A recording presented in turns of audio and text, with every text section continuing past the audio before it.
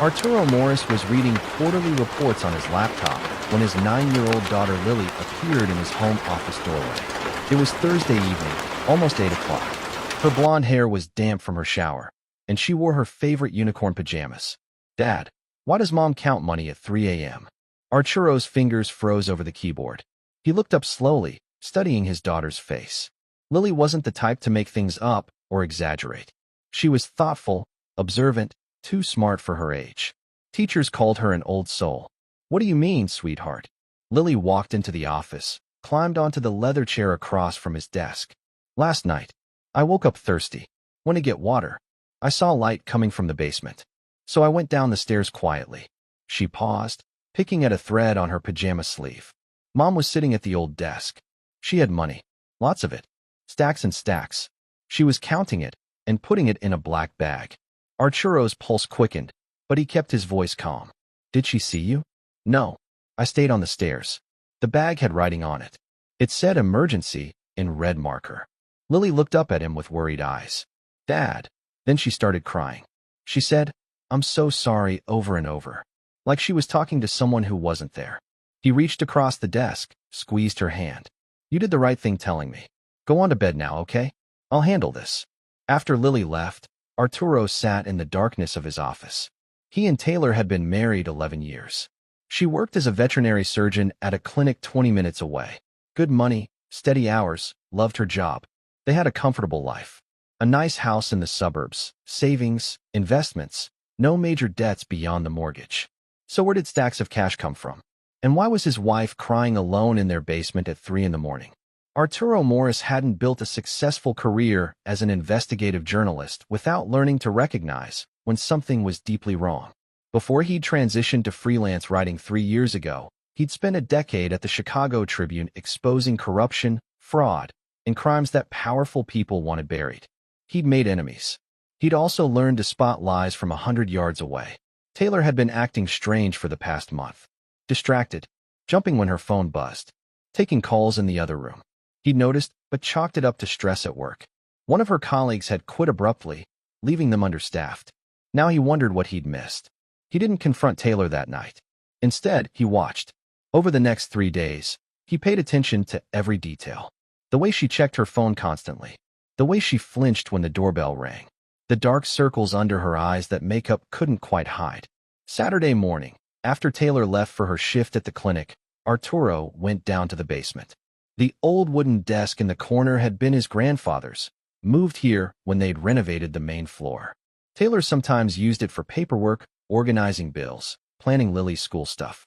He searched carefully, methodically, found nothing unusual in the drawers. No black bag marked emergency. No stacks of cash. But when he moved the desk slightly, he noticed fresh scratches on the concrete floor. The desk had been moved recently, probably multiple times. Behind where the desk usually sat, there was a loose stone in the foundation wall. Arturo worked it free.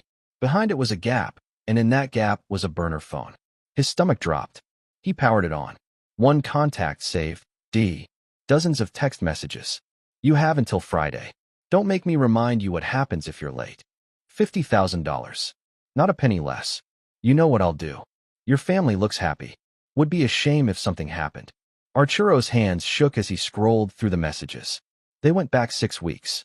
Taylor's responses were brief, desperate. "I'm trying. I need more time. Please.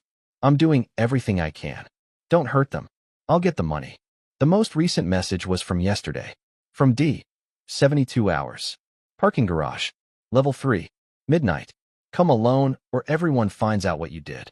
Arturo sat on the cold basement floor, his mind racing. Someone was blackmailing his wife, threatening their family, and Taylor was gathering cash to pay them off. What you did? What had Taylor done? He'd known her since college.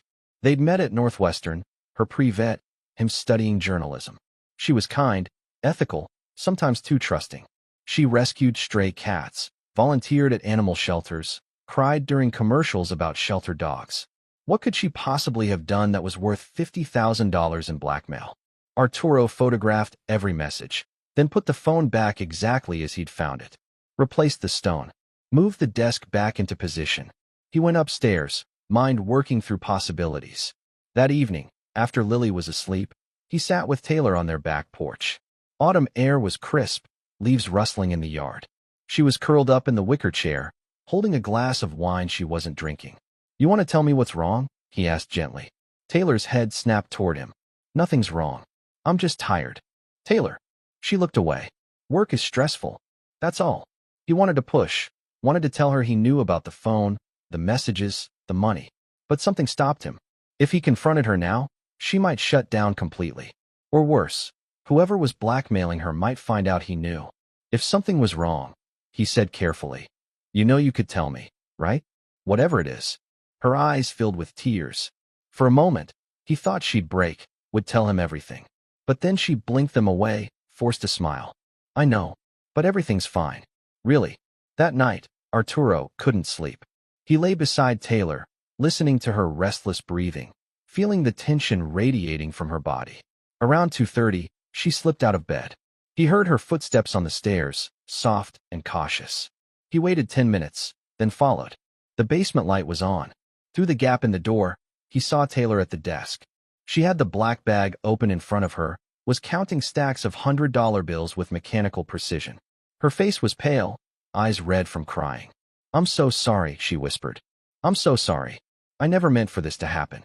Arturo watched from the shadows, watched his wife breaking apart over something she couldn't share. And he made a decision. He was going to find out who was doing this to her. And he was going to destroy them. The next morning, Sunday, Arturo told Taylor he had a work deadline and would be locked in his office all day.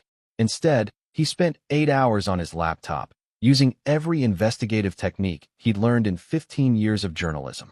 He started with Taylor's past, pulled up old records, social media posts, anything that might give him a clue. He found her college transcripts, her veterinary school records, her employment history. Nothing suspicious. Taylor had lived a clean, normal life. Then he found something odd. 7 years ago, Taylor had taken a leave of absence from her job at the clinic. 3 months. The official reason was listed as personal family matter. Arturo remembered that time vaguely. Taylor had said her mother was sick, that she needed to go help out in Ohio. He'd stayed home with Lily, who was just 2 years old.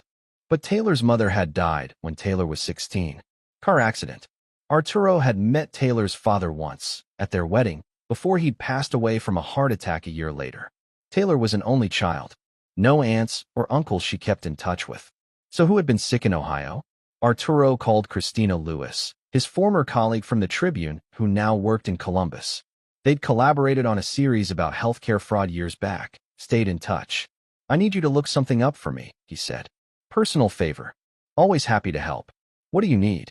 He gave her the dates of Taylor's leave of absence, asked if there were any records of Taylor Jacobs in Ohio during that period. Hospital records, police reports, anything. Christina called back 3 hours later. "Found something interesting. Your wife was admitted to a psychiatric facility in Dayton. Voluntary commitment. She was there for 10 weeks. Arturo's world tilted. "What?" "Severe anxiety and depression, according to the records. She checked herself in, completed the program, was released with a clean bill of health." But Arturo, there's more. She wasn't there alone. Another patient, same time frame. Guy named Daryl Winter. He was there for court-mandated treatment. Violent outbursts, threatening behavior. Did they know each other? Records show they were in the same group therapy sessions. I did some digging on Winter. He's got a sheet. Assault, extortion, restraining orders. He got out of prison 8 months ago after serving 6 years for aggravated assault. Arturo's blood ran cold. "Send me everything you have on him." The file arrived in his email 20 minutes later. Daryl Winter's mugshot showed a thin man with cold eyes and a cruel mouth. Multiple arrests. A pattern of targeting people he perceived had wronged him. Violence, intimidation, blackmail. And he'd been in group therapy with Taylor 7 years ago. Arturo kept digging. Found Winter's current address through a skip tracing service. Found his social media profiles, mostly private, but with enough public posts to sketch a picture. Winter was bitter, angry at the world, convinced everyone owed him something. Then Arturo found the connection. A post from 3 months ago, a rant about people who think they're better than everyone else, who get away with everything while good people suffer. Comments below it, friends egging him on. And one comment that made Arturo's stomach turn. "Remember that vet bitch from Dayton? The one who got you sent back to lockup? Bet she's living nice now. Bet she'd pay to keep her perfect life perfect. Winter had replied with a simple, "Working on it." Arturo sat back in his chair. The pieces were falling into place. Taylor had been in a psychiatric facility 7 years ago, something she'd never told him about. While there, something had happened involving Daryl Winter. Something that had gotten Winter sent back to prison or transferred to a more secure facility. And now Winter was out, and he was making Taylor pay for whatever she'd done. But what had she done? And why hadn't she told Arturo about any of this? He went downstairs. Taylor was making dinner, moving mechanically through the motions. Lily was at a friend's house for a sleepover. They were alone. "I know about Daryl Winter," Arturo said quietly. Taylor dropped the knife she was holding. It clattered against the cutting board. She turned slowly, face draining of color. "How?" "I know he's blackmailing you. I know about Dayton. I know you were in a psychiatric facility 7 years ago." He stepped closer. "What I don't know is why. And I don't know what he's holding over you." Taylor collapsed into a chair, her whole body shaking. "I couldn't tell you. I couldn't tell anyone." Arturo knelt in front of her, took her hands. "Tell me now." The story came out in broken pieces. 7 years ago, Taylor had been struggling. Postpartum depression that had spiraled into something darker. She'd been having panic attacks, intrusive thoughts, couldn't eat or sleep. She'd been terrified she was losing her mind, terrified she'd hurt herself or Lily. So she'd checked herself into a facility in Dayton, told Arturo it was for her mother because she was too ashamed to admit the truth. "I thought you'd leave me," she whispered. "I thought you'd take Lily away. I thought you'd think I was crazy." "Taylor." There was a patient there. Daryl Winter. He was court-ordered, but he acted like he was fine, like he was getting better. We were in the same therapy group. She wiped her eyes. He fixated on me, started following me around, sitting next to me in sessions, trying to talk to me alone. I reported it to the staff. What happened? They reviewed the security footage, found out Winter had been stealing pills from the medication room, hiding them in his room, planning to overdose one of the other patients who'd rejected him, a woman named Annette Downing. She was there for severe PTSD. Taylor's voice cracked. If I hadn't reported Winter's behavior, if they hadn't searched his room, Annette would have died. You saved her life. Winter was transferred to the psychiatric prison ward. He swore he'd make me pay someday. I didn't think. I thought it was just talk. I thought I'd never see him again. She looked up at Arturo with haunted eyes. But he got out 8 months ago, and he found me. What does he want? $50,000. He says if I don't pay, he'll tell everyone about Dayton, about my breakdown. He says he'll tell your editor friends, my employers, the school board. He says he'll make sure everyone knows I'm crazy, that Lily's mother is mentally unstable. He says they'll take her away from me. Arturo's jaw clenched. That's not how it works. Having depression doesn't make you an unfit parent. But the stigma, Arturo. People will look at me differently. They'll question everything I do, every decision. What if child services gets involved? What if they decide to investigate? She was crying openly now. I couldn't risk it. I couldn't risk losing Lily. So I started pulling cash from our savings, bit by bit, hoping you wouldn't notice. I've been selling things, picking up extra shifts. I'm supposed to meet him Tuesday night. Midnight. Parking garage on 5th Street. Arturo pulled her close, let her cry against his shoulder. His mind was already racing ahead, planning, strategizing. You're not going to that meeting, he said firmly. I have to. If I don't, you're not going. I am. Taylor pulled back. Arturo, no? He's dangerous. He's violent. So am I when someone threatens my family. Arturo's voice was cold, harder than Taylor had ever heard it. But I'm not going to fight him. I'm going to trap him. Over the next 2 days, Arturo put together a plan. He called in favors from every contact he had. Started with Lawrence Harper, a former detective who'd helped him on a corruption story 5 years back. Harper was retired now, but still connected. I need backup, Arturo explained. And I need it to be clean. Legal. What are we dealing with? Arturo told him everything. Harper listened, then said, I know someone in extortion. Let me make some calls. Next, Arturo contacted Russ Burnett, a tech specialist who'd helped him trace digital evidence on past investigations. I need a wire. Professional grade. And I need recording equipment that will hold up in court. When? Tuesday, 11 p.m. I'll have everything ready. Monday evening, Arturo sat Taylor down and walked her through the plan. She would text Winter using the burner phone, Confirm the meeting for Tuesday midnight. She would tell him she had the money. But Arturo would be the one waiting in that parking garage. I don't like this, Taylor said. What if something goes wrong? Nothing will go wrong. I've dealt with worse people than Daryl Winter. Trust me. He spent Monday night preparing. Went over every detail. Made sure the wire was working. The recording equipment was hidden in his jacket. The backup team knew their positions. Harper had pulled in 2 off-duty cops who owed him favors. They'd be stationed at opposite ends of the parking garage, close enough to intervene if things went south. Tuesday crawled by. Arturo kissed Lily goodbye that morning, hugged her tighter than usual. She looked up at him with curious eyes. You okay, Dad? I'm great, sweetheart. Just love you a lot. That evening, he and Taylor had dinner with Lily, kept everything normal. After she went to bed, Taylor and Arturo sat together in the living room. I'm scared, Taylor admitted. I know. But after tonight, this is over. Winter will never bother you again. At 11:30, Arturo drove to the 5th Street parking garage. It was a massive concrete structure downtown, mostly empty this time of night.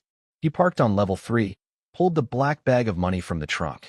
Real bills on top, cut newspaper underneath. If Winter looked closely, he'd notice. But Arturo was betting he wouldn't get that far. The wire was taped to his chest, recording equipment in his jacket pocket. His phone was on silent, connected to Harper and the backup team. He waited. At 11:58, a rusted sedan pulled onto level 3. Daryl Winter got out, and he looked worse than his mugshot. Gaunt, twitchy, eyes darting around the garage. He saw Arturo standing by the black SUV, saw the bag in his hand. You're not Taylor, Winter said. I'm her husband, Arturo Morris. He kept his voice level, calm. I hear you've been extorting my wife. Winter's eyes narrowed. Extorting? That's a strong word. I just think people should pay for their mistakes. What mistake? Reporting you for planning to murder someone. She ruined my life. Winter stepped closer, and Arturo saw the hate burning in his eyes. I was fine until she opened her mouth. I had a plan. I was getting out. But she had to play hero. She saved Annette Downing's life. Annette Downing was nothing. Just like your wife is nothing. Just like you're nothing. Winter held out his hand. Give me the money, and I'll disappear. Refuse, and I'll destroy Taylor's reputation. I'll make sure everyone knows she's crazy. Unstable. A danger to herself and that cute little daughter of yours. Arturo smiled. It wasn't a pleasant smile. See, that's where you made your mistake. You threatened my daughter. Winter frowned. What? Everything you just said? Recorded. Extortion, blackmail, threatening a minor. The police are very interested in talking to you. Winter's face twisted with rage. He lunged forward, but Arturo was ready. He'd spent 2 years learning Krav Maga after a source had once pulled a knife on him. He sidestepped, brought his elbow down hard on Winter's shoulder, swept his legs out from under him. Winter hit the concrete hard. Before he could get up, Harper and the 2 officers appeared, weapons drawn. Daryl Winter, you're under arrest for extortion, blackmail, and making terroristic threats. Winter screamed, thrashed, but they had him in cuffs within seconds. As they dragged him toward the patrol car, he looked back at Arturo with pure venom. You think you won? You think this is over? It is for you, Arturo said quietly. You're going back to prison. This time for a long time. After they'd taken Winter away, Harper clapped Arturo on the shoulder. Clean operation. The recording is solid. With his priors, he's looking at 10 years minimum. Arturo nodded, suddenly exhausted. Thanks for your help. That's what friends are for. Arturo drove home.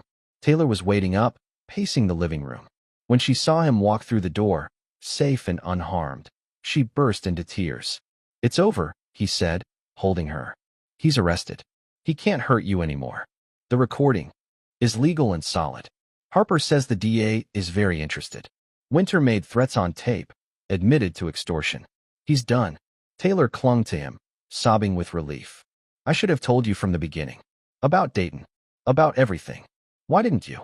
She pulled back, looked up at him. Because I was ashamed. Because I thought you'd see me differently. I'm supposed to be strong, capable. I'm supposed to have it together. But 7 years ago, I was falling apart. And I was so scared you'd think less of me. Arturo cupped her face gently. Taylor, having depression doesn't make you weak. Checking yourself into treatment, doing the work to get better, that makes you strong. You did what you needed to do to be healthy for yourself and for Lily. I could never think less of you for that. Really, really. But no more secrets. No more hiding things because you're afraid. We're a team. We handle things together. She nodded, fresh tears streaming down her face. Together, they held each other in the quiet living room until dawn began to creep through the windows. The trial happened 3 months later. Daryl Winter pleaded guilty to avoid a longer sentence. He got 12 years. At the sentencing, Annette Downing appeared to give a victim impact statement. She was healthy now, thriving, with a family of her own. She thanked Taylor for saving her life 7 years ago. If she hadn't spoken up, Annette told the court, I wouldn't be here. My children wouldn't exist. Daryl Winter planned to murder me because I rejected his advances. Taylor Jacobs's courage stopped him. The judge looked at Winter with disgust. You've spent your entire life blaming others for your problems. You're a predator who targets vulnerable people. 12 years is lenient. After the sentencing, Arturo and Taylor walked out of the courthouse hand in hand. Lily was with Arturo's mother for the day, safe and happy. I can't believe it's really over, Taylor said. It is. You're free. She stopped, turned to face him. Thank you. For believing me. For protecting us. For not judging me when you found out about Dayton. You're my wife. That's what I do. They went home, picked up Lily, had dinner as a family. That night, after Lily was asleep, Taylor went down to the basement. She pulled out the black bag marked emergency, the burner phone, all the reminders of the nightmare. Want to burn these? Arturo asked from the stairs. She smiled. Absolutely. They built a fire in their backyard fire pit, watched the bag and the phone and the fear curl up and disappear into smoke. Arturo wrapped his arm around Taylor's shoulders. No more 3 a.m. money counting. She laughed, the sound light and free. No more secrets. No more secrets. Above them, stars appeared in the clear night sky. Inside the house, Lily slept peacefully, safe in a home where her mother was no longer haunted by the past, and her father had proven that love meant fighting for the people who mattered most.